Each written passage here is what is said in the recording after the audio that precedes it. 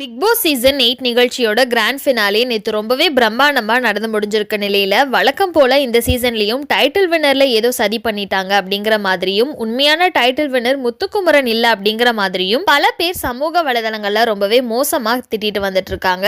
இதுல சில ரசிகர்கள் இந்த முடிவுக்கு விஜய் சேதுபதி அவர்களும் ஒரு காரணம் அப்படிங்கிற மாதிரியும் அவரையும் கண்டபடி தப்பா பேசிட்டு வராங்க. இந்த நிலையில இப்போ இத பத்தி முதல் முறையா நடிகர் விஜய் சேதுபதி அவர்களே என்ன சொல்லியிருக்காருன்னா, பிக் பாஸ் சீசன் 8 நிகழ்ச்சி ஹோஸ்ட் பண்ணதா நான் ரொம்பவே பெருமையா பாக்குறேன். ஏன்னா கமல் சார் மாதிரி ஒரு மிகப்பெரிய லெஜண்ட் ஹோஸ்ட் பண்ண ஷோவை நான் ஹோஸ்ட் பண்ணிருக்கிறேன். ஒரு வழியா இந்த ஷோ ரொம்பவே சூப்பரா முடிவுக்கு வந்துருச்சு. இந்த ஷோவை நான் ஹோஸ்ட் பண்ணதுல நிறைய பேருக்கு என் மேல பல விமர்சனங்கள் இருக்கலாம். குறிப்பா நேத்து நடந்த ஃபினாலே ரிசல்ட்ஸை நான் ஏதோ முடிவை மாத்தி முத்துக்குமரன் அவர்களை டைட்டில் வினரா அனௌன்ஸ் பண்ண மாதிரி என்ன தப்பா பேசிட்டு வரீங்க. அதே மாதிரி நான் என்னமோ சௌந்தர்யாவுக்கு அநியாயம் பண்ணிட்ட மாதிரியும் முழு ரிசல்ட்ஸை கடைசி நேரத்துல மாத்திட்ட மாதிரிலாம் பல பேர் என்ன குறை சொல்லிட்டு வந்துட்டு இருக்கீங்க. இதெல்லாம் கொஞ்சம் கூட நியாயமே இல்ல.